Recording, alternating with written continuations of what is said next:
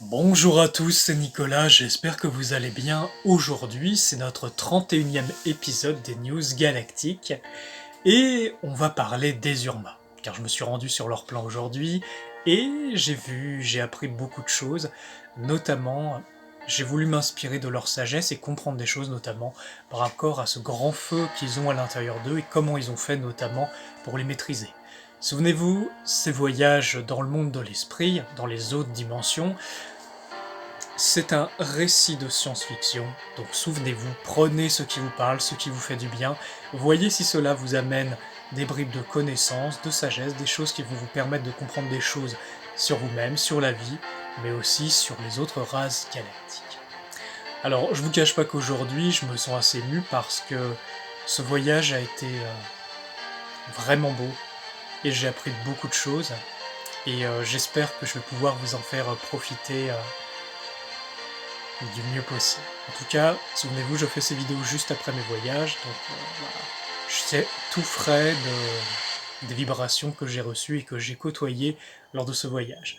Pour ceux d'entre vous qui ont des dons télépathiques, des dons de vision, des dons énergétiques réveillés, c'est notre nature véritable qui permet cela, donc tout le monde peut le faire, eh bien, vous pouvez voir en image ce que je vais vous transmettre en image quand je vais raconter ce récit, parce que c'est encore très frais ici, et voilà, vous pourrez en bénéficier aussi à dents tenues. Donc on commence. Alors aujourd'hui, je me suis pas rendu sur le vaisseau des grands êtres bleus. C'était pas là que je sentais que le grand courant de sagesse, le grand courant de vie m'amenait. J'avais très envie de passer du temps avec, vous savez, ce sage Urma que j'ai rencontré sur leur vaisseau, dans cet espace qui ressemble beaucoup à leur lieu sacré, à leur temple. Alors avant de m'y projeter, toujours je demande l'autorisation, je rentre en contact télépathique avec cet être. Alors, comme je vous savez, je donne pas de nom ici. D'ailleurs, quand on se rend sur ces plans-là, le nom c'est comme si c'est accessoire. C'est pas nécessaire, en fait, on se reconnaît d'être à être et ça suffit presque, le nom c'est superflu.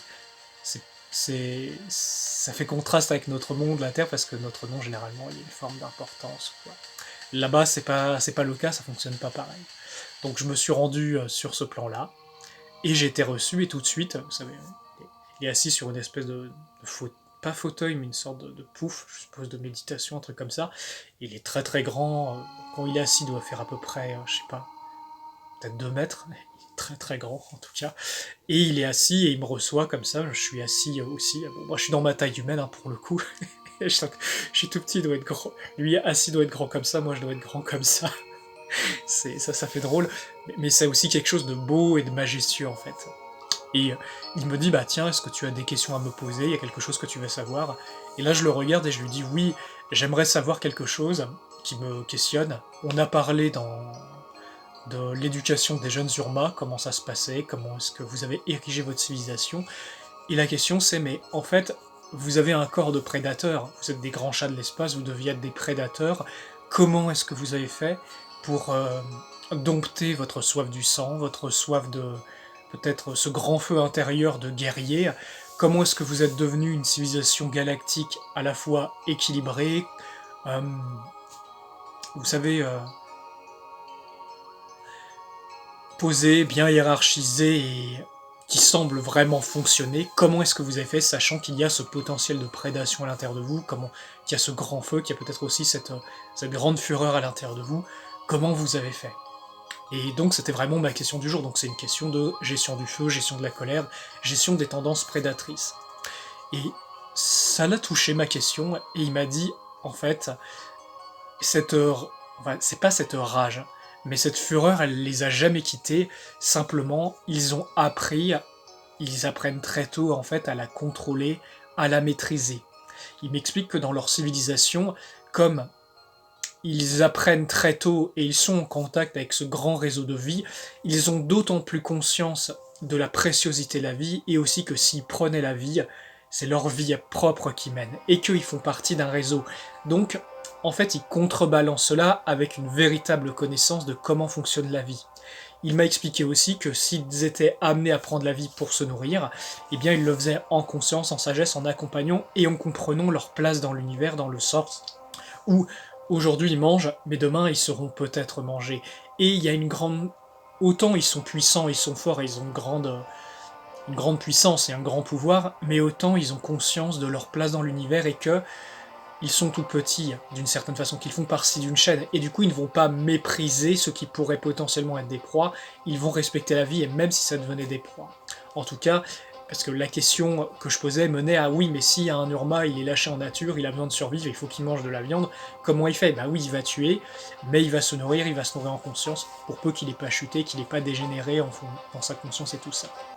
Voilà. Et il m'a expliqué aussi que autant il y avait cette force et cette fureur, mais autant aussi cultiver l'amour, cultiver la paix, des grandes qualités, c'était important et ça contrebalançait. Et que même à leur niveau, cette grande fureur ne les a jamais quittés.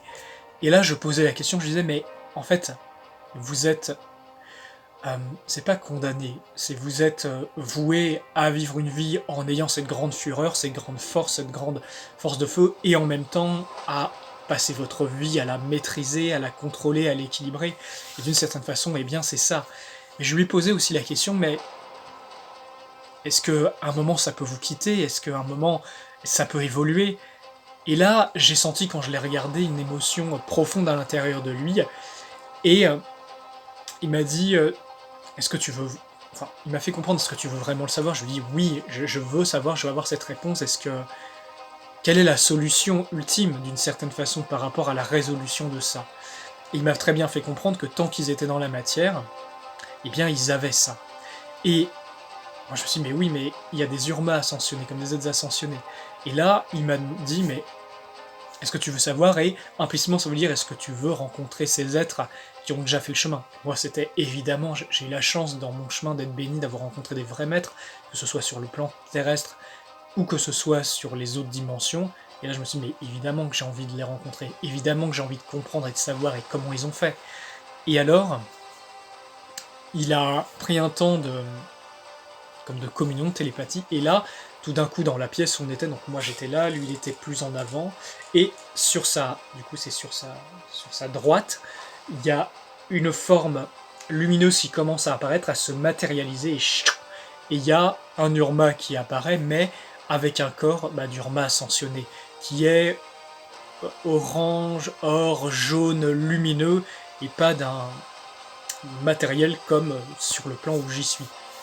Et là, je le vois et on a une discussion concernant justement cette alchimie intérieure, cette transformation. Et à un moment, il en vient, j'essaie de vous le faire court et de restituer les informations. Et du coup, je touche le premier Urma, enfin le sage Urma, et je sens effectivement à la fois cette grande, pas cette rage, mais cette fureur, ce grand feu, cette grande force, et en même temps une forme d'équilibre, de paix et de sérénité. Et par télépathie, au moment où je le touche, parce que c'est comme s'il tend sa main, sa patte, je mets la main dessus, et parce que j'ai demandé en fait, je voulais savoir ressentir, parce que parler télépathie c'est une bonne chose, mais ressentir ce que l'autre ressent, c'est pas pareil. Et là, quand j'ai mis la main sur lui, j'ai senti à la fois ces contrastes, cette grande force et cette grande sérénité. Et par télépathie, il me dit euh, autant ta fureur peut être grande, autant ta quiétude doit être aussi grande. Et en fait, il y a tout un jeu d'équilibre en fait entre le feu et l'eau à l'intérieur.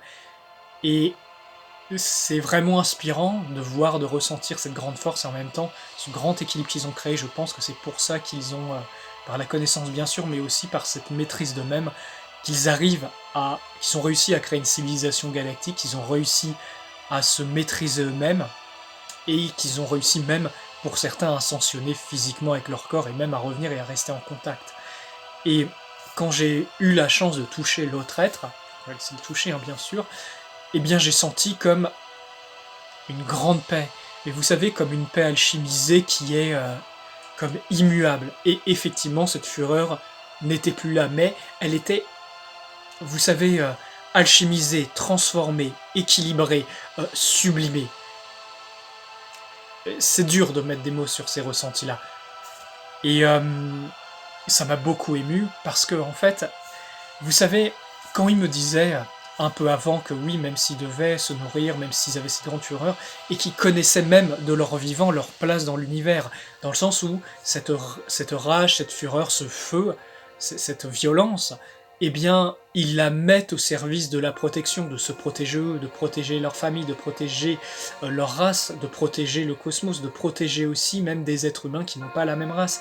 Et il m'a expliqué, l'espace d'un instant, que les humains aussi auront à tempérer ce feu, auront à tempérer cette terrible fureur qui vit en eux et qui a un héritage de feu des origines, et que ils auront à évoluer avec ça aussi, même si c'est pas pareil que les Urma, eh bien ils ont quand même à faire ça. Et ils me montrent que ce soit des êtres ascensionnés Urma ou des êtres humains ou d'autres races, eh bien c'est pareil, le processus est le même.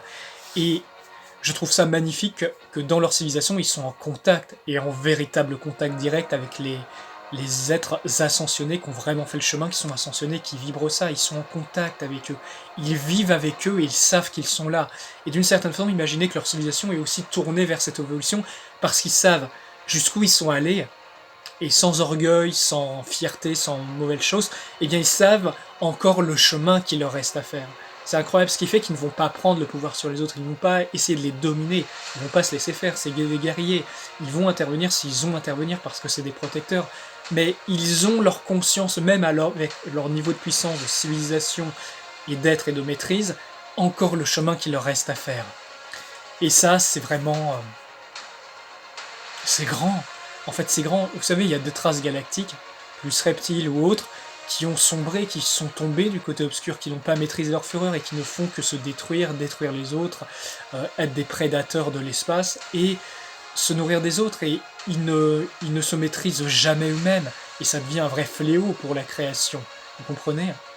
Et en fait, ça montre un contraste entre ces races extrêmement prédatives, invasives et égoïstes, et des races qui ont le même héritage de feu, de fureur, de violence, mais qui en ont fait quelque chose de positif. Et ça, moi, je pense que leur expérience est plus intense que la nôtre en tant qu'être humain, mais que c'est un exemple de qu'est-ce que nous, en tant qu'être humain sur Terre, on peut manifester, on peut, on peut acquérir comme maîtrise de nous-mêmes, de notre colère, de notre feu, de tout aussi ces penchants négatifs que l'humanité a hérité, et ça montre des grands frères, des grandes sœurs, pas forcément dans les mêmes corps, mais qui en ont triomphé, ça nous montre que c'est possible. Ensuite, j'ai voulu continuer mon voyage, et j'ai demandé à l'être ascensionné, tiens, mais est-ce que je peux voir sur votre plan? Il me dit, oui, bien sûr, tu le connais, tu es déjà allé plusieurs fois, évidemment que tu peux y aller. Donc, symboliquement, je attrape la patte, la main, et on se retrouve sur ce plan des êtres ascensionnés, et je revois, vous savez, ces êtres nébuleux, lumineux, c'est des êtres ascensionnés, c'est pareil en fait, sauf que celui-ci avec un corps Urma, comme un peu chez le plan des elfes, il y avait des êtres ascensionnés sur le plan des elfes. Et du coup, j'ai vu encore ce réseau, j'ai vu cette coopération, parce que là-bas, il n'y a pas d'histoire de race, de telle espèce ou quoi. Non, c'est tous des êtres, des âmes vaillantes, qui ont ascensionné avec leur corps physique, qui œuvrent selon un plus grand plan. Et là, j'ai vu, c'est vraiment la partie, vous savez, quand j'ai vu ça, j'avais des larmes, mais d'allégresse, de joie, d'amour qui coulaient. Hein. Vous savez, quand je voyage, je ferme les yeux, je voyage en esprit, il y a mon corps qui est là, mais mon esprit voyage et je suis en contact avec mon corps. Et en fait, je sentais mais vraiment abondamment des larmes d'allégresse et de c'est pas de joie, mais ça m'a ému au plus profond de mon âme, vous savez, parce qu'en fait, je vois ce plan-là, et je vois les autres plans, et au-dessus, je vois une très grande lumière blanche, vous savez, c'est comme la lumière du Créateur, et autant ces êtres, et c'est ça qui est grand et qui est beau, autant ces êtres ont ascensionné, ils ont dépassé les stades mortels de l'existence, mais autant ils œuvrent pour les mortels, ils œuvrent pour les âmes plus jeunes qui sont en train d'évoluer, qui se débattent dans le temps et l'espace et dans la matière, même si c'est des états de matière différents, et en même temps, ils sont conscients de leur juste place parce qu'ils voient encore le chemin qui reste à accomplir vers cette grande lumière. Et pendant que je voyais ça, on a été entouré d'êtres de présence blanche extraordinaires qui nous entouraient, et parce que du coup j'étais là, je voyais cette grande lumière blanche, et ça m'a rappelé, dans mon âme je connais ça, ça m'a rappelé un souvenir, et ça m'a... Vous savez, on revient sur Terre, mais on ne sait pas d'où on vient, on ne sait pas de quel plan on avait accès, on ne sait pas pourquoi on revient ici et pour quel service on revient. Et là, ça m'a rappelé l'espace d'un instant tout ça. Et on était entouré de ces êtres blancs, et un m'approche et me dit « Est-ce que tu veux voir la suite ?» Je dis « Évidemment que j'ai envie de voir la suite. » Et là, je quitte ce plan d'existence des êtres ascensionnés, je vais sur un plan qui est encore plus spirituel, tout est fait d'un blanc mais extraordinaire comme la lumière du Créateur. Ça me fait penser à ce plan, vous savez, où il y avait le temple de la lumière blanche. Magnifique.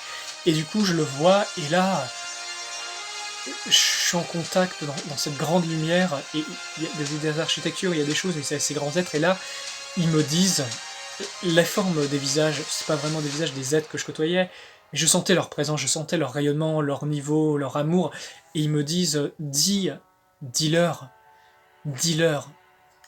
Donc c'est aussi pour ça que je fais ces vidéos, ces voyages dans les mondes des esprits, dans les mondes avec les galactiques.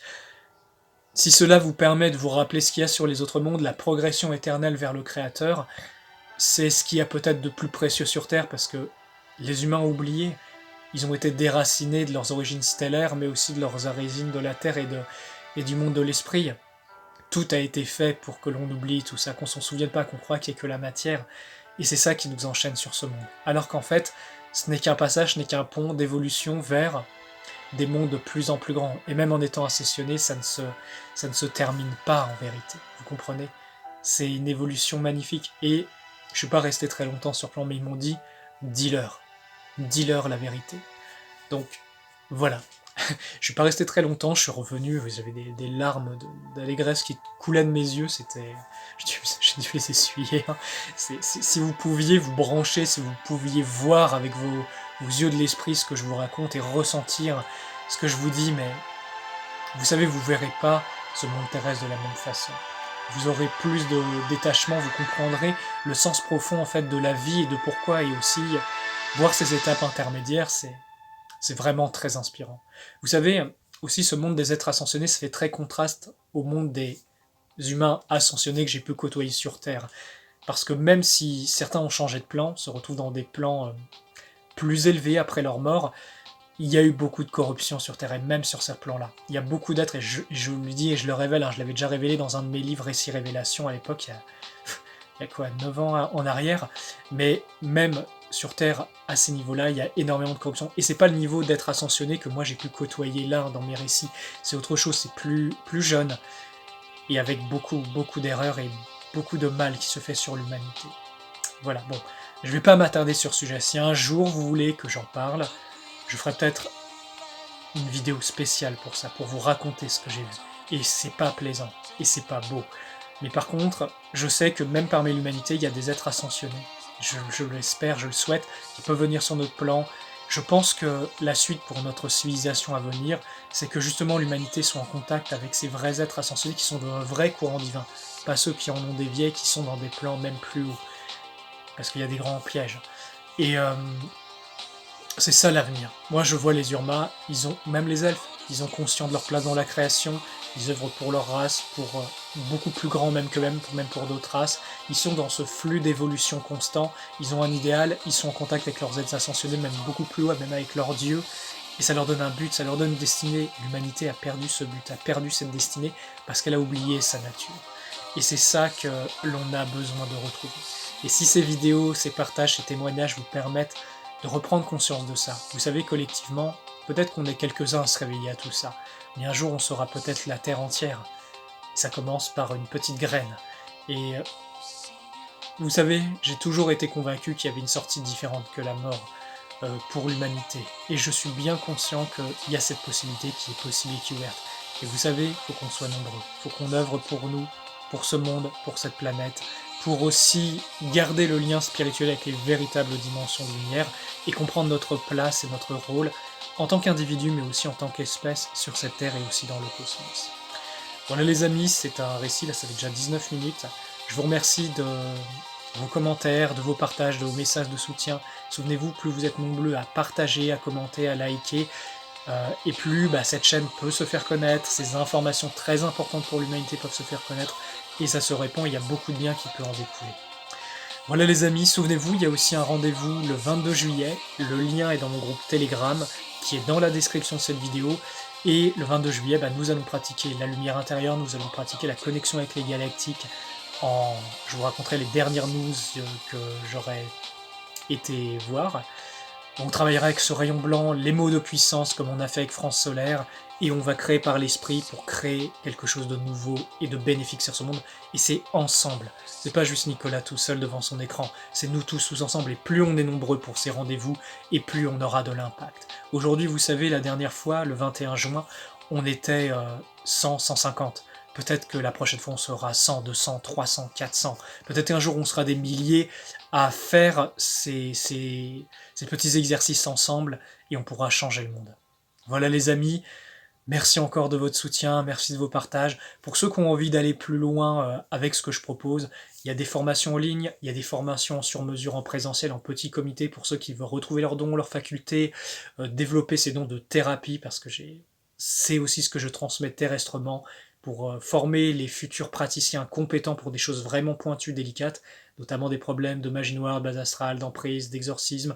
Je traite déjà ces choses-là dans mon métier, mais surtout je le transmets pour ceux dont c'est la voie d'aider l'humanité à ce niveau-là. Il y a aussi la retraite, il reste encore des places pour la retraite en octobre, et aussi il y a le processus Galactic One qui a lieu en août, qui commence le 1er août, et c'est un processus à distance. Toutes les informations sont dans le lien Telegram. Merci encore à tous de votre soutien, de vos partages, de qui vous êtes. Ensemble, on est en train de former une communauté forte, belle, et surtout dans l'amour et dans le cœur. Et de tout mon cœur, les amis, que la lumière, que la vraie lumière soit avec vous. À très bientôt.